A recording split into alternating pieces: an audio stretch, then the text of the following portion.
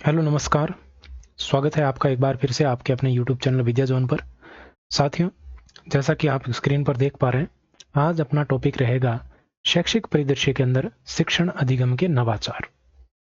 शिक्षण अधिगम के नवाचार बहुत सारे हैं, तो उनको हम थोड़ा थोड़ा करके पढ़ेंगे ताकि आसानी से याद रह जाए। अभी हमारे पास थोड़ा समय भी है, तो उसको देखते हुए हम थोड़ा थोड़ा करके पढ़ेंगे, ताकि कुछ पार्ट में डिवाइड करके, ताकि हम आसानी से इसको याद रख सकें और याद रखने के साथ साथ आसानी से समझ में आए चीज़ें, और हमारा जो कंटेंट है, हमारा जो याद करने का है, याददाश्त है, वो और मजबूत हो जाए।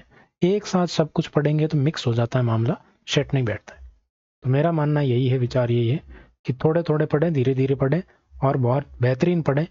आप राजस्थान जी के PYQ की क्लास हो रही है, उसको मिस मत करना किसी भी हालत में, ठीक है। वो बहुत ही बेहतरीन क्लास रहने वाली है और आपको 100% है वो वहाँ से बेनिफिट मिलने वाला है।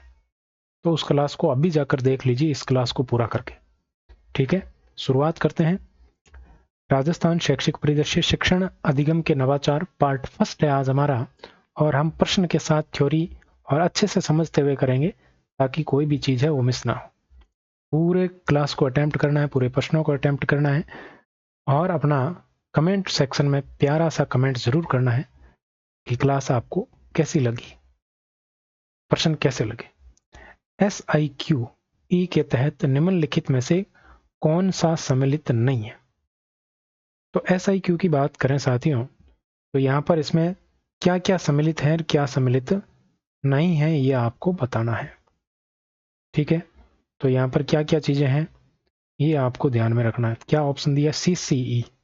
CCE का नाम आपने सुना होगा, continuous and comprehensive evolution. Hindi में अगर बात करें तो हिंदी में इसका मतलब होता है सतत एवं व्यापक मूल्यांकन। सतत एवं व्यापक मूल्यांकन, ये इसका हिंदी में मतलब होता है। हिंदी में इसका ये होता है। CCP एक क्या है? CCP क्या होता है बताइए, बताइए, देखें CCP क्या होता है। तो CCP का मतलब क्या होता है?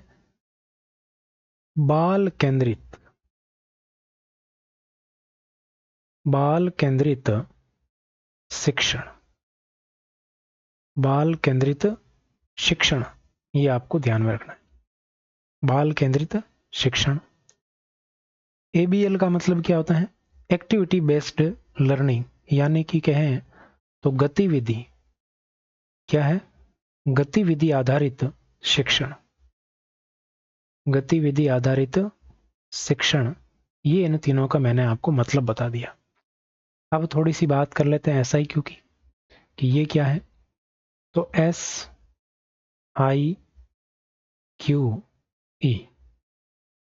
ठीक है, ऐसे ही हम देखेंगे इसको। तो S का मतलब क्या है? स्टेट, S का मतलब है स्टेट, स्टेट। I फॉर है इनिशिएटिव, क्या है?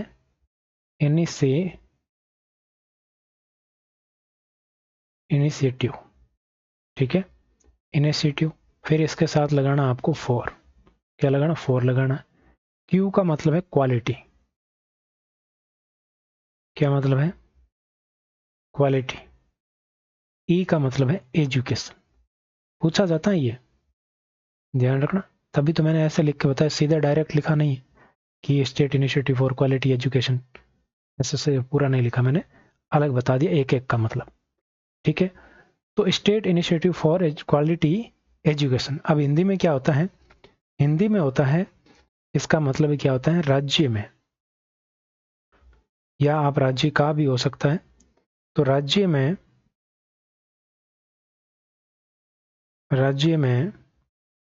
क्वालिटी मतलब गुणवत्तापूर्ण, गुणवत्तापूर्ण शिक्षा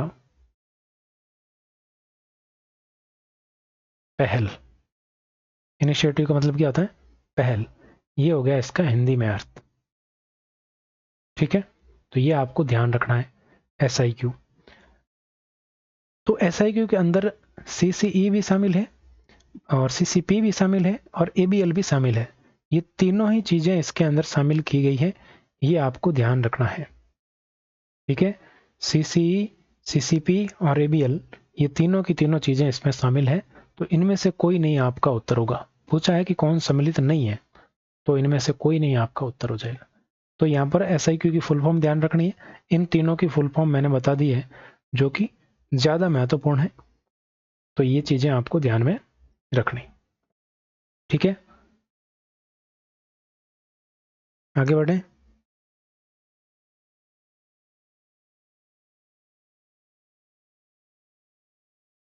अगला प्रश्न देखो, एसआईक्यू का उद्देश्य है। एसआईक्यू का उद्देश्य क्या है? उद्देश्य की बात की जा रही है। तो एसआईक्यू का उद्देश्य क्या है?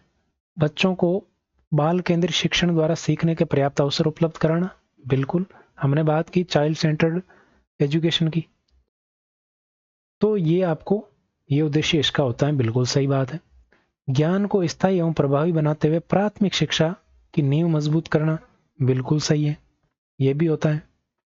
ठीक है, ये भी होता है। इसके अलावा बच्चों में सृजनात्मकता एवं मौलिक चिंतन का विकास करना, बिल्कुल ये भी होता है। और इसमें अभिभावकों के साथ बच्चों की प्रगति को नियमित रूप से साझा करना, ये सारे एसआईक्यू के उद्देश्य, बहुत सारे उद्देश्य हैं, लेकिन यहाँ पर ऑप्शन के अकॉर्डिंग बात करें तो ये सारे आपके तीनों के तीनों इसके उद्देश्य होते हैं।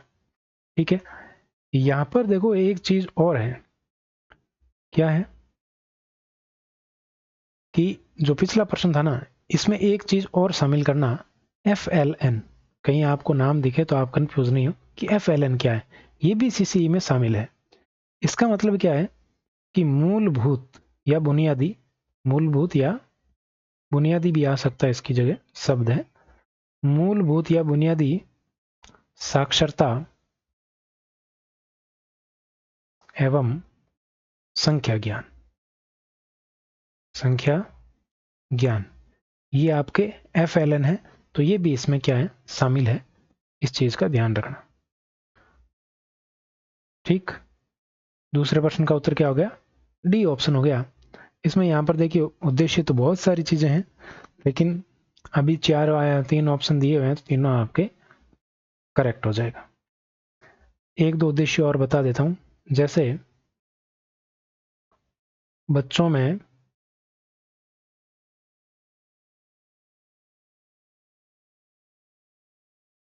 गुणात्मक विकास, बच्चों में क्या करना, गुणात्मक विकास करना। ठीक है, प्लस नामांकन में वृद्धि करना, ये भी इसी के तहत है। नामांकन एवं ठहराव में वृद्धि, ठहराव में वृद्धि। ठहराव का मतलब क्या है कि नाम तो लिखा लिया पर अगले ही साल वो छोड़ के चले जाते हैं, ऐसा नहीं होना चाहिए। ठहराव में भी वृद्धि होनी चाहिए, एक बार एडमिशन कर लिया तो फिर वो वहीं पढ़े। फिर है बच्चों की पर्याप्त अवसर देने चाहिए। बच्चों का क्या होना चाहिए, संज्ञानात्मक विकास होना चाहिए।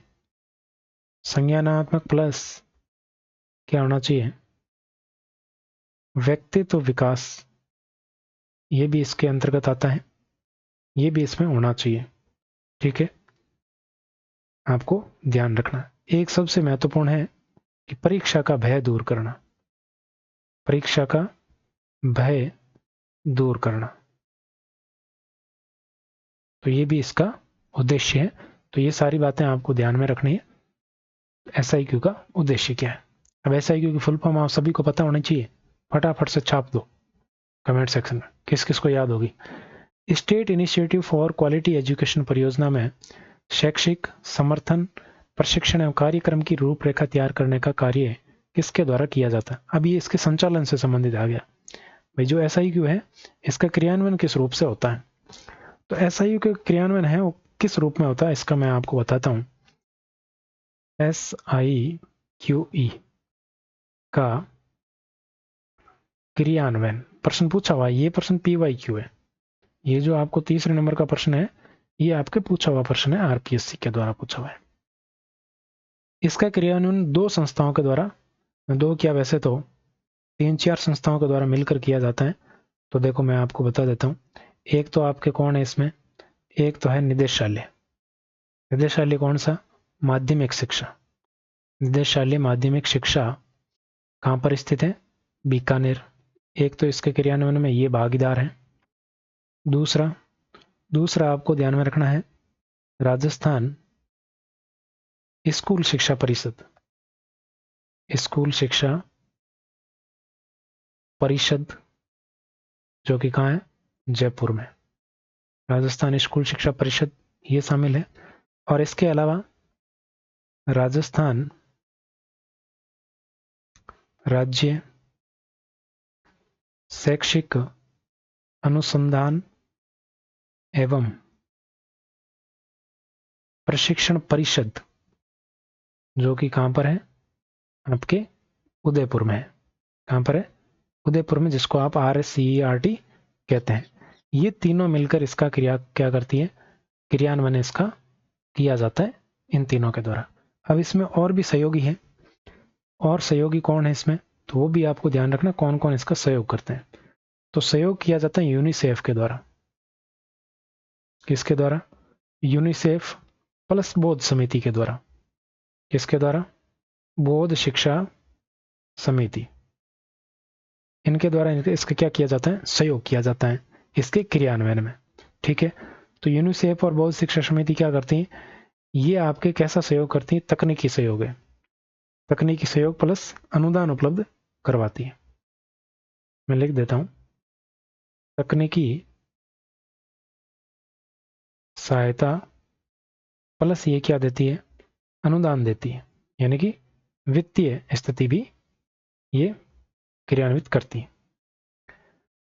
अब देखो, इसमें पूछा जा सकता है कि संभाग स्तर पर क्रियान्वयन कैसे होता है। ये राज्य स्तर की बात हो गई। संभाग स्तर पर अगर बात करें, संभाग स्तर पर होते हैं ZSF। कौन होता है, ZSF नियुक्त किए जाते हैं संभाग स्तर पर। ZSF का मतलब क्या है, जोनल सपोर्ट फेलो। ये आपके संभाग स्तर पर काम करते हैं। इस चीज का ध्यान रखना थोड़ा। ठीक है, तो यहां पर क्या पूछा जा रहा है कि इसका संचालन है किसके द्वारा किया जाता है। अब यहां पर देखो, माध्यमिक शिक्षा बोर्ड राजस्थान है, तो माध्यमिक शिक्षा बोर्ड राजस्थान नहीं है, निदेशालय है। तो माध्यमिक शिक्षा बोर्ड नहीं होगा इसमें, भारत सरकार नहीं होगा। निदेशालय स्कूल शिक्षा विभाग बिल्कुल नहीं, यहां पर परिषद है। मैंने 3 संस्थाएं लिखे, उसमें राज्य स्कूल शिक्षा परिषद है, निदेशालय नहीं है।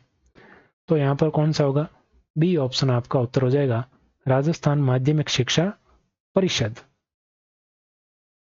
ठीक है, ध्यान रखना, माध्यमिक शिक्षा परिषद, जिसका अब नाम क्या हो गया, राजस्थान स्कूल शिक्षा परिषद को कंबाइंड कर दिया उसमें।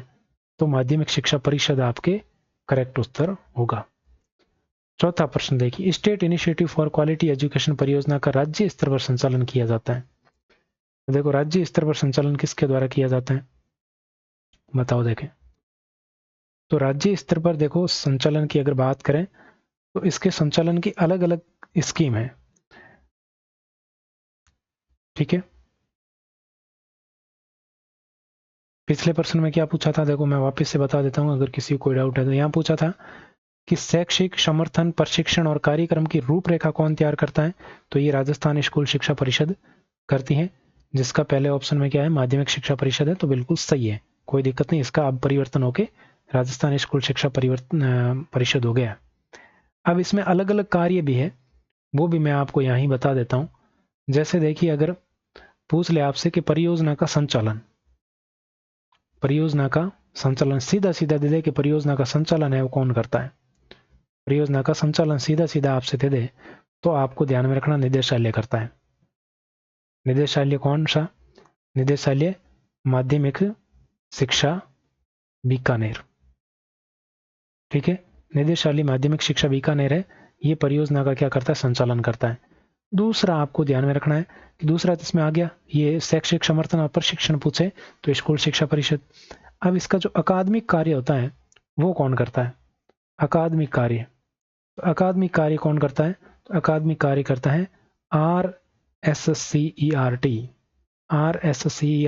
फुल फॉर्म यहाँ पर मैंने लिख दी है, राजस्थान राज्य शैक्षिक अनुसंधान एवं प्रशिक्षण परिषद उदयपुर। ठीक है।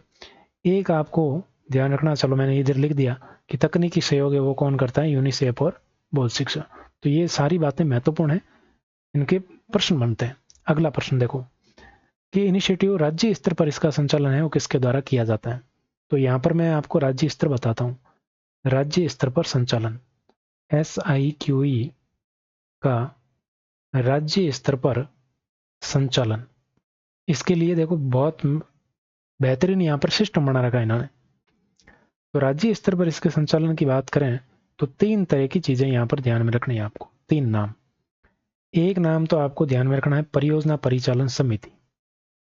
परियोजना परिचालन समिति, ये इसकी कमेटी होती है। एक होता है राज्य कार्यकारी समूह। राज्य कार्यकारी ग्रुप कह दो या समूह कह दो, एक ही बात है। और एक होता है राज्य शैक्षिक समूह। राज्य शैक्षिक समूह या ग्रुप। तो ये इसका संचालन राज्य स्तर पर इन तीनों के द्वारा किया जाता है। ठीक है, इन तीनों के द्वारा राज्य स्तर पर क्या है, संचालन किया जाता है। ध्यान रखना है, राज्य स्तर पर इनका क्या किया जाता है, संचालन किया जाता है। ठीक है, तो परियोजना संचालन समिति है, इसके अलग अलग सदस्य होते हैं। स्कूल शिक्षा परिषद जो पहले माध्यमिक शिक्षा परिषद थी। और यहाँ पर आपको ध्यान रखना है कि जो सर्वोच्च निकाय है ना SIQ का, वो यही है परियोजना समिति। ये क्या है, ये सर्वोच्च निकाय है। सर्वोच्च निकाय SIQ का सर्वोच्च निकाय आपसे पूछ ले तो वो कौन है, आपके शीर्ष नीति निर्माता या सर्वोच्च निकाय कौन है, परियोजना परिचालन समिति है।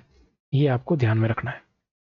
ठीक है, इसके बारे में और क्या ध्यान में रखना है कि इसकी बैठक 3 माह में एक बार होती है। ठीक है, बैठक से संबंधित प्रश्न पूछा जा सकता है कि SIQ की परिचालन समिति की बैठक कितनी बार होती है।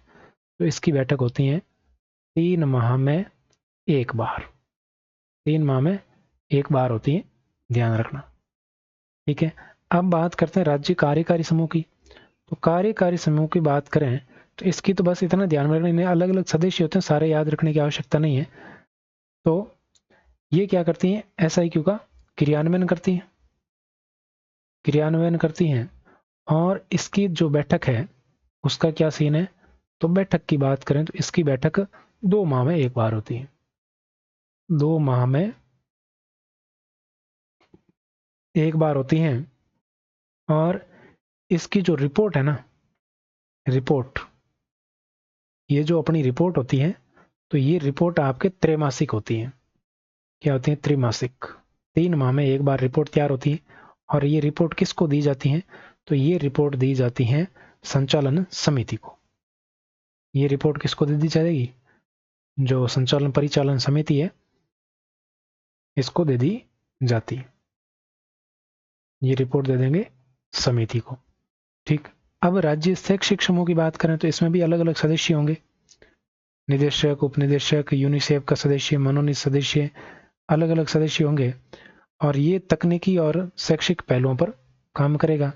इसकी बैठक 2 माह में एक बार होती है।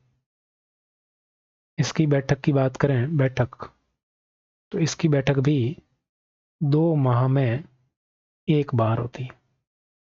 2 माह में एक बार।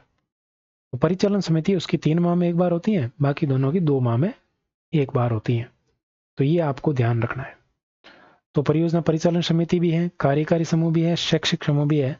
ये तीनों मिलकर आपके राज्य स्तर पर क्या करते हैं, संचालन करते हैं। चौथा प्रश्न समझ में आ गया होगा। पूरी डिटेल मैंने आपको बताने का प्रयास किया है।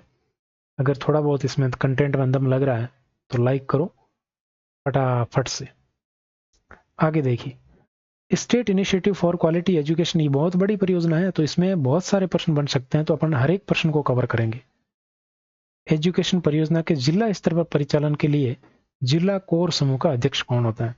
अब देखो, राज्य स्तर पर बात की, जिला स्तर पर बात करते हैं। जिला स्तर पर SIQE का संचालन। जिला स्तर पर संचालन कैसे होता है इसकी बात करते हैं। तो इसके दो ग्रुप बनाए जाते हैं। एक तो होता है जिला कोर ग्रुप। कौन सा होता है? जिला कोर ग्रुप होता है। और एक होता है जिला अकादमिक ग्रुप। जिला अकादमिक ग्रुप, दो ग्रुप होते हैं संचालन के लिए। जिला स्तर पर संचालन के लिए दो ग्रुप होते हैं।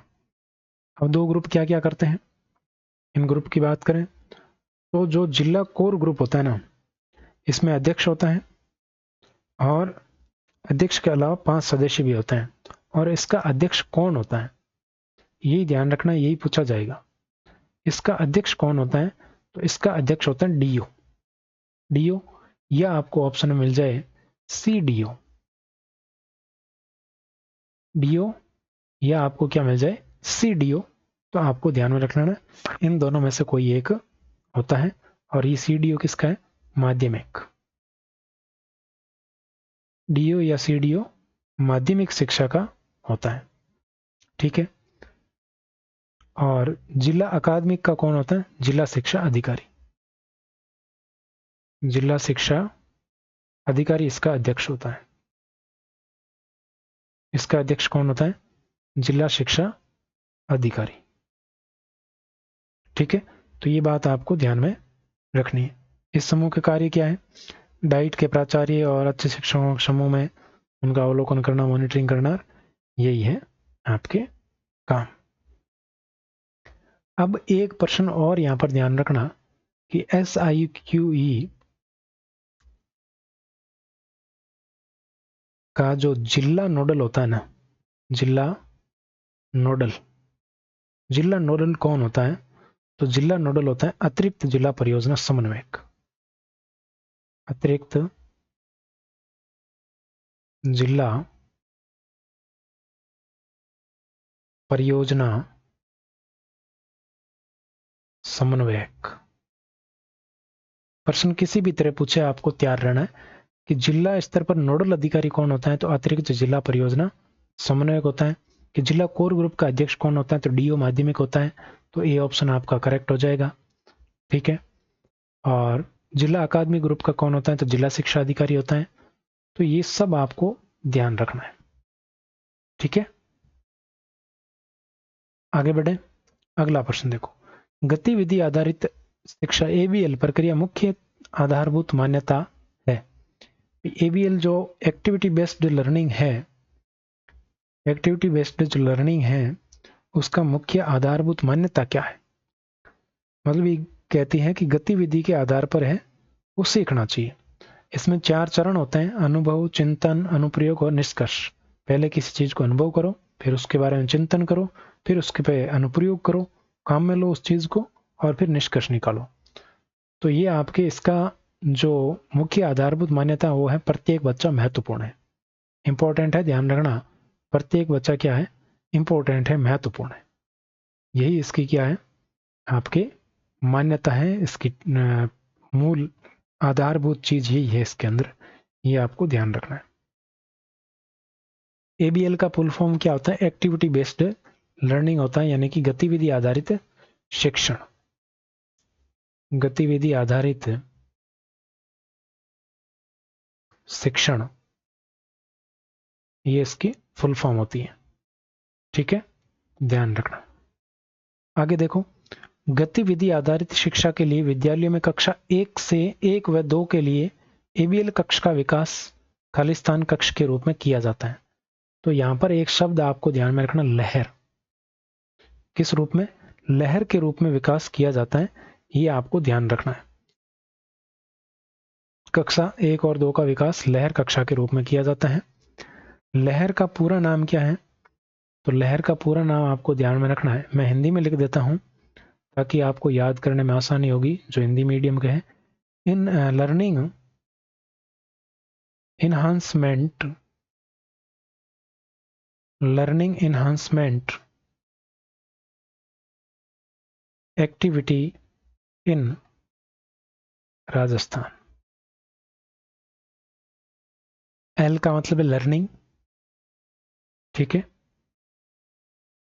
ए का मतलब कुछ नहीं लिया है उन्होंने, और ए की जगह ई होता है इन्हांसमेंट का, तो ठीक है, वैसे भी इसमें ए ले लिया गया है।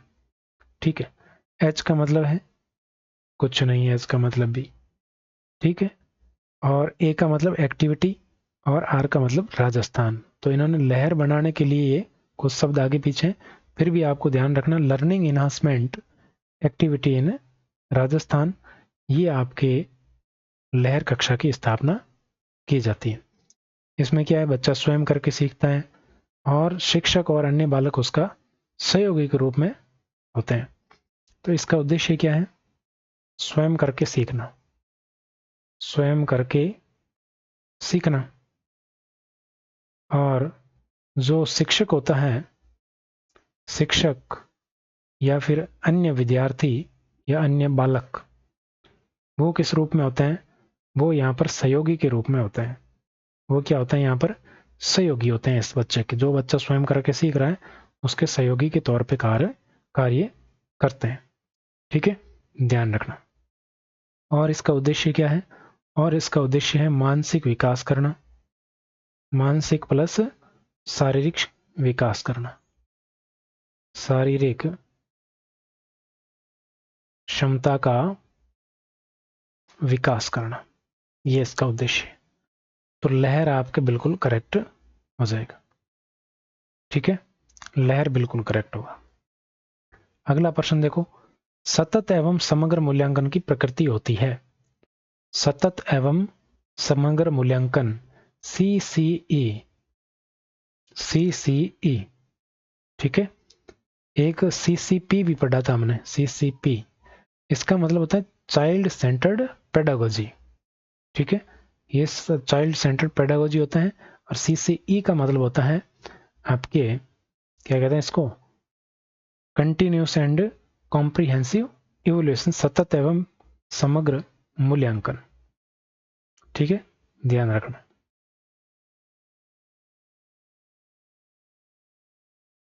देखो CCP की बात करें तो ये हिंदी में लिख देते हैं, बालक का केंद्रित, चाइल्ड सेंटर्ड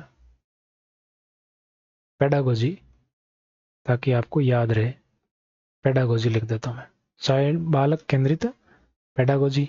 एक हमने शब्द देखा था FLN, कौन सा, FLN, FLN, इसका मतलब क्या होता है, F का मतलब होता है फाउंडेशन, हिंदी में तो मैंने बताया था पहले, आधारभूत या बुनियादी या मूलभूत साक्षरता और संख्या ज्ञान। तो फाउंडेशन लिटरेसी, एल का मतलब क्या है, literacy, foundation literacy and numeracy, numeracy, literacy मतलब साक्षरता, न्यूमरेसी मतलब संख्या ज्ञान। तो बुनियादी संख्या और साक्षरता आपके इसका मतलब होता है। अब CCE का प्रकृति है वो दो तरह की होती है, उपचारात्मक भी होती है, निदानात्मक भी होती है, ध्यान रखना। उपचारात्मक और निदानात्मक दोनों होती हैं। इसमें ये चेक नहीं किया जाता कि बालक ने कितना सीखा है, यहाँ पर कितना सीखा ये चेक नहीं किया जाता है, यहाँ पर ये चेक किया जाता है कि परेशानी कहाँ आ रही है, परेशानी कहाँ, सीखने में परेशानी कहाँ, परेशानी कहाँ है, सीखने में क्या दिक्कत आ रही, इसको चेक किया जाता है। कितना सीखा इसको चेक नहीं किया जाता। तो इसकी उपचारात्मक और निदानात्मक दोनों प्रकृति होती है, ध्यान रखना। आगे देखिए, प्रत्येक टर्म में शिक्षण अधिगम प्रक्रिया के दौरान बालक का प्रगति का आकलन करने के लिए किया जाता है। प्रत्येक टर्म में शिक्षण अधिगम प्रक्रिया के दौरान दो प्रकार के टेस्ट होते हैं, ध्यान रखना। एक तो होता है शिक्षण अधिगम प्रक्रिया के दौरान, ठीक है, शिक्षण अधिगम प्रक्रिया के दौरान। टर्म फर्स्ट की बात करें तो इसमें देखो दौरान, शिक्षण अधिगम प्रक्रिया के दौरान क्या होगा, रचनात्मक होगा, जिसको FA कहते हैं, फॉर्मेटिव असेसमेंट होता है। FA का मतलब मैं इधर लिख देता हूं, FA का मतलब क्या होता है, फॉर्मेटिव या रचनात्मक आकलन, रचनात्मक आकलन होता है, रचनात्मक आकलन। और एक होता है एसे, ये होता है योगात्मक आकलन, समेटिव असेसमेंट, योगात्मक आकलन। तो कुल मिलाकर अगर बात करें साथियों, तो टर्म होती है 3। कितनी टर्म होती है? 3 टर्म होती है। तो पहली टर्म के अंदर क्या क्या होगा? तो एक तो होगा FA1 और एक होगा FA2। FA1 और FA2 होगा। फिर इसके अंदर प्रथम टर्म के अंदर क्या होगा? SA1 होगा, SA1 होगा, ये इनके बाद में होगा। इसी प्रकार टर्म 2 आएगी, फिर टर्म 2 के दौरान FA3 और FA4 होगा, SA2 होगा। फिर इसी प्रकार FA5 और FA6 होगा, फिर SA3 होगा। ये ध्यान रखना है। अब यहाँ पर ये ऐसा चलता रहेगा, आप समझ गए होंगे टर्म का मतलब। टर्म कितनी होती है? टर्म 1 होती है, 2 होती है और टर्म 3 होती है, 3 टर्म होती है। यहाँ पर आपको ध्यान रखना है कक्षा 5 के लिए, कक्षा 5 के लिए SA1 आपके नहीं होता है, SA1 क्या SA3 नहीं होता है। SA3 के स्थान पर कुछ अलग होता है। क्या होता है? SA3 के स्थान पर होता है प्राथमिक शिक्षा अधिगम स्तर मूल्यांकन। क्या होता है? प्राथमिक, जो बोर्ड परीक्षा होती है ना, उसको कहते हैं प्राथमिक शिक्षा अधिगम स्तर मूल्यांकन। अधिगम स्तर मूल्यांकन, ये जो बोर्ड परीक्षा होती है वो यही होती है। इसकी मार्कशीट देखना, उस पर लिखा मिलेगा प्राथमिक शिक्षा अधिगम स्तर मूल्यांकन, और ये आपके होते हैं कक्षा 5 के लिए। इसी प्रकार आपको ध्यान रखना है कक्षा 8 के लिए, इसमें फिर अलग अलग ग्रेड दिए जाते हैं। ठीक है, कक्षा 8 के लिए भी आपके इसी प्रकार होता है, तो कक्षा 8 का भी आप ध्यान में रख लेना। कक्षा 8 के लिए क्या होता है? कक्षा 8 के लिए होता है प्रारंभिक शिक्षा, वो तो प्राथमिक हो गया, ये हो गया प्रारंभिक। तो प्रारंभिक 8वीं तक की शिक्षा को कहते हैं प्रारंभिक। प्रारंभिक शिक्षा पूर्णता प्रमाण पत्र परीक्षा होती है, जो बोर्ड परीक्षा होती है उसकी मार्कशीट पे ये लिखा आता है प्रारंभिक शिक्षा पूर्णता प्रमाण पत्र परीक्षा। ये कौन करवाता है? तो ये आपके किसके द्वारा करवाई जाती है? पंजीयक शिक्षा विभाग बीकानेर और RSCRT उदयपुर के द्वारा करवाए जाते हैं। ये आपको ध्यान रखना है। ठीक है, विद्यार्थी की फाइल, विद्यार्थी की जो फाइल बनती है ना, विद्यार्थी की फाइल, विद्यार्थी की जो भी फाइल होती है जिसमें अलग अलग विद्यार्थी की अलग अलग फाइल होती है, उस फाइल को क्या कहा जाता है पूछा जा सकता है। जिसमें विद्यार्थी का रिकॉर्ड रखा जाता है, क्या क्या गतिविधियां की गई, CCE की फाइल बनती है, उस फाइल को कहते हैं पोर्टफोलियो। क्या कहते हैं? पोर्टफोलियो कहा जाता है। विद्यार्थी की पोर्टफोलियो कहा जाता है। इसमें सृजनात्मकता, मौलिकता, शैक्षिक प्रगति सब होती है इस पोर्टफोलियो फाइल में। ठीक है, तो ये आपको ध्यान रखना है। तो यहां पर देखो, दौरान क्या होता है? दौरान होता है FA रचनात्मक, और लास्ट में होता है योगात्मक। प्रत्येक टर्म के लास्ट में योगात्मक होता है, ये ध्यान रखना है। ठीक है, कक्षा 5 और 8 के लिए जो है योगात्मक है वो लास्ट वाला नहीं होता है, यानी कि योगात्मक 3 होंगे, तो 3 होंगे तो लास्ट में तो वार्षिक परीक्षा आ जाएगी, तो उसके लिए इनके 5वीं 8वीं के SA3 नहीं होते हैं, ध्यान रखना। ठीक है, फिर इसमें अलग अलग ग्रेड दी जाती हैं, grade A, grade B, grade C भी होती है। ग्रेड A का मतलब स्वतंत्र, और B का मतलब शिक्षक की सहायता से, और C का मतलब होता है विशेष सहायता से। तो ये आपको ध्यान रखना है। 10वां प्रश्न देखो, ये आपके SIQ है, वो लगभग आपके 99% कंप्लीट हो गया, कुछ एक आधी चीज बच गई है तो वो आप खुद देख लीजिएगा। मेरे जो भी ध्यान में था वो सब कुछ मैंने बता दिया है। दीक्षा की शुरुआत कब की गई? ये दीक्षा, दीक्षा का मतलब क्या होता है? DIKSHA, ये है दीक्षा। तो दीक्षा को उसकी तरह ही पढ़ते हैं जैसे हमने पहले बात की थी, तो दीक्षा को भी वैसे ही ले लेते हैं अपन।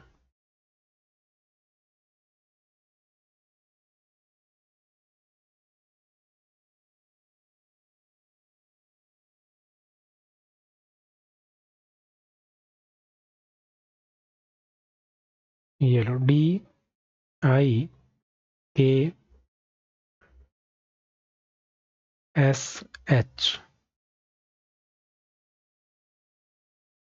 ए, ठीक है। SHA साथ में ले लेते हैं, DIKSHA। डी का मतलब क्या है? डी का मतलब है डिजिटल। डी का मतलब है डिजिटल। आई का मतलब क्या है? इंटरफेस। इंटरफेस नहीं, इंफ्रास्ट्रक्चर। इंफ्रास्ट्रक्चर, इंफ्रास्ट्रक्चर है, इंफ्रास्ट्रक्चर, ठीक है। फिर इसके आगे 4 लगा लेना, इंस्ट्रक्चर फॉर नॉलेज, KNOWLEDGE, ठीक है। और SHA का मतलब है शेयरिंग। क्या है? शेयरिंग। मतलब लर्निंग प्लेटफॉर्म है, ये आपको ध्यान रखना है, जहाँ पर है डिजिटल इंफ्रास्ट्रक्चर है, ढांचा है। डिजिटल ऐसा ढांचा, ऐसा प्लेटफॉर्म जहाँ पर ज्ञान क्या किया जाए, साझा किया जाए, ये इसका मतलब होता है। इसकी शुरुआत, दीक्षा की शुरुआत की बात करें तो इसकी शुरुआत कब की गई? तो इसकी शुरुआत की गई थी 5 सितंबर 5 सितंबर 2017 को इसकी शुरुआत की गई थी। उस समय आपके उपराष्ट्रपति थे वेंकैया नायडू, उन्होंने इसकी शुरुआत की गई थी। उस समय मंत्रालय था NCERT और MHRD। तो NCERT प्लस हम कह सकते हैं शिक्षा मंत्रालय। उस समय तो MHRD था, लेकिन वर्तमान में क्या है? शिक्षा मंत्रालय है। तो इसके द्वारा इसकी शुरुआत की गई थी। ई लर्निंग प्लेटफॉर्म है और मोबाइल ऐप है, ये आपको ध्यान में रखना है। तो कब हो गई? 5 सितंबर 2017। और 5 सितंबर को कौन सा दिवस मनाया जाता है, ये आप सभी को पता होगा। ये एक राष्ट्रीय शिक्षक मंच है, ये आपको ध्यान में रखना है। इसमें कक्षा 1 से लेकर के, इसमें कक्षा 1 से UG PG तक का कंटेंट उपलब्ध है। कंटेंट उपलब्ध है, ठीक है। ये बात आपको ध्यान में रखनी है। और 2017 में ही आपके क्या है, ऐप बनाया गया था, दीक्षा ऐप, ये भी आपको पता होगा। और इसका आदर्श वाक्य क्या है, ये आपको ध्यान में रखना है। इसका आदर्श वाक्य पूछा जा सकता है कि ये किसका आदर्श वाक्य है। तो हमारे शिक्षक हमारे नायक, हमारे शिक्षक हमारे नायक, ठीक है। ये इसके आदर्श वाक्य है, यानी कि और टीचर्स और हीरोज, और टीचर्स और हीरोज, ये आपको ध्यान में रखना है, ठीक। तो यहाँ पर आपके सीखने के लिए अलग अलग बहुत सारे कोर्स है वो संचालित हैं, ध्यान रखना। तो ये आपकी हो गई दीक्षा। दीक्षा ऐप आपने अगर कभी देखी हो तो आप डाउनलोड करके उसको देख सकते हैं, बहुत अच्छा कंटेंट वहाँ पर आपको मिल जाएगा। अगला है, राजस्थान सरकार द्वारा दीक्षा राइज नामक पोर्टल का प्रारंभ कब किया गया? अब दीक्षा राइज ये अलग है, दीक्षा अलग है। शिक्षा विभाग, राजस्थान सरकार और NCERT के द्वारा दीक्षा राइज लॉन्च किया गया। दीक्षा का फुल फॉर्म तो वही है, राइज की फुल फॉर्म आप देख लीजिए। दीक्षा की फुल फॉर्म तो वही है। राइज की फुल फॉर्म की बात करें, राइज R का मतलब क्या हो जाएगा? राजस्थान। I का मतलब हो जाएगा इंटरफेस, राजस्थान इंटरफेस। और फिर 4 तो आएगा ही, interface for school educators. School, E का मतलब है एजुकेटर्स, आजकल एडुकेटर्स भी बोलते हैं इसको, तो ध्यान रहे। तो राइज का मतलब क्या है? Rajasthan interface for school educators. तो ये आपके राजस्थान शिक्षा विभाग प्लस NCTE के द्वारा विकसित किया गया राष्ट्रीय शिक्षक शिक्षा परिषद का जो है शॉर्ट फॉर्म NCERT है। कब प्रारंभ किया गया? तो इसको प्रारंभ किया गया। राइज प्रारंभ कब हुआ? तो ये 2018-19 में प्रारंभ हुआ।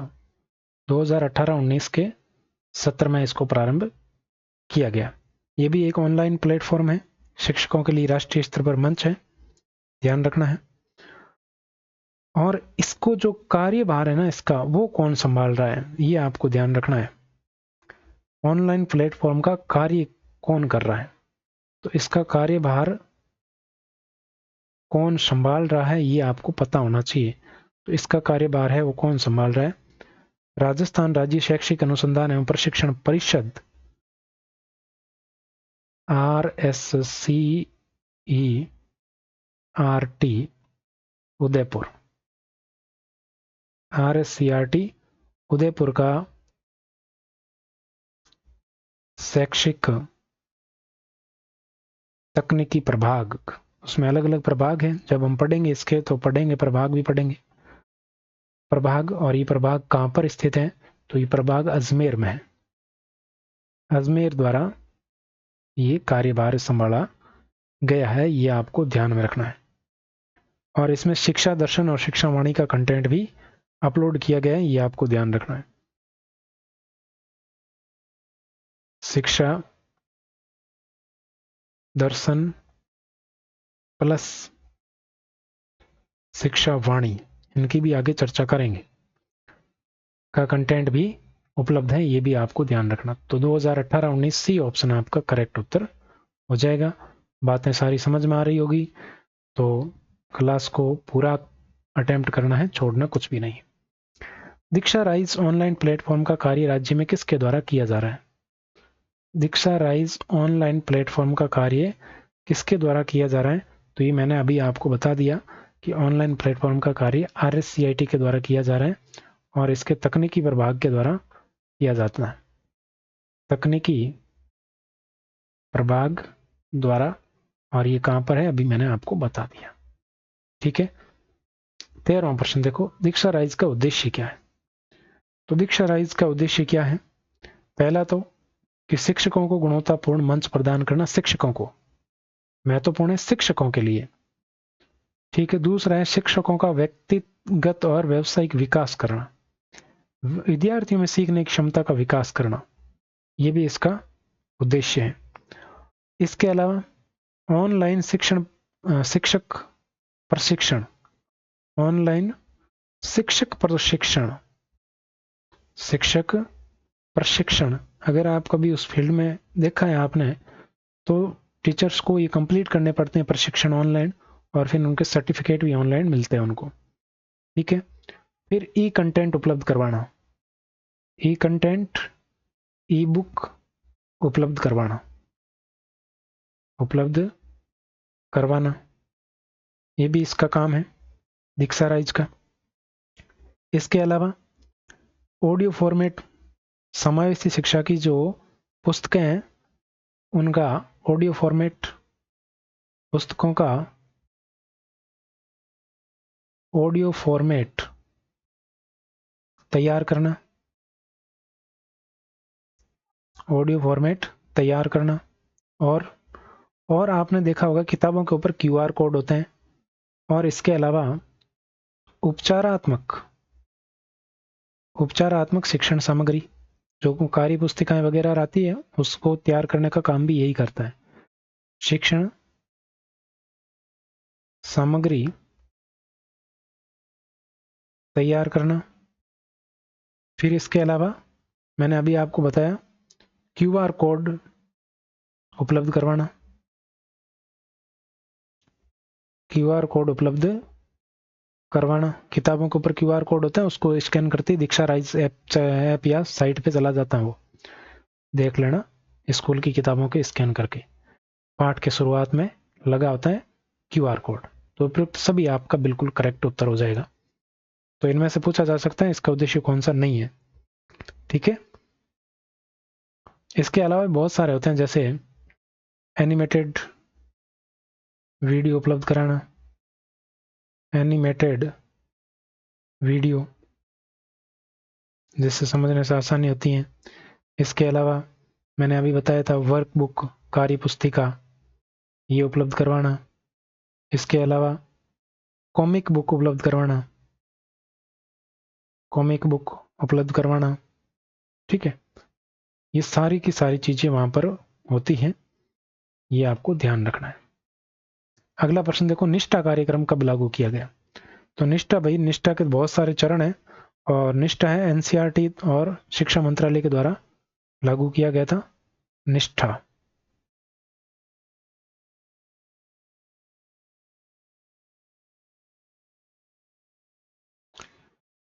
इसका भी अगर देखें तो फुल फॉर्म देख लेते हैं निष्ठा की भी।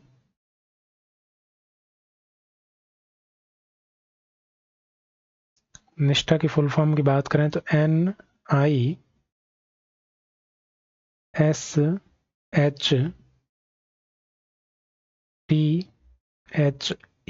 एक एक शब्द का मतलब, अक्षर का मतलब पता होगा तभी है वो अच्छे से याद होगा। एन का मतलब क्या है? तो एन का मतलब है नेशनल। एन का मतलब है नेशनल। एन का मतलब क्या हो गया? नेशनल। आई का मतलब हो गया इनिशिएटिव। इनिशिएटिव। अब की बार हिंदी में लिख दिया तो अब हिंदी में ही चलने देते हैं, देखते हैं। Initiative for, initiative for school. S का मतलब है स्कूल, स्कूल। एच का मतलब हेड, स्कूल हेड। एंड अपने आप से लगाना है। टी का मतलब है टीचर्स, टीचर्स। एच का मतलब है होलिस्टिक, होलिस्टिक। होलिस्टिक गलत लिख दिया।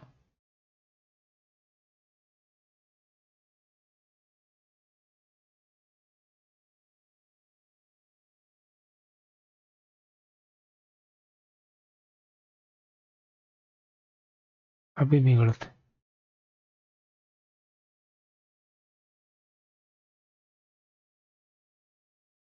होलिस्टिक। और ए का मतलब है एडवांसमेंट,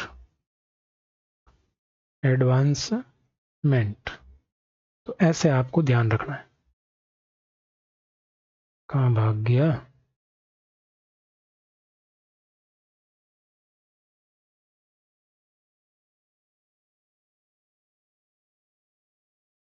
ठीक है, तो यहाँ पर क्या हुआ? निष्ठा का N for national, I for initiative, और S for school, H for head, और T for teachers, H for holistic, A for advancement. ये प्रश्न पूछे जाते हैं, फुल फॉर्म पूछी जाती है एग्जाम में।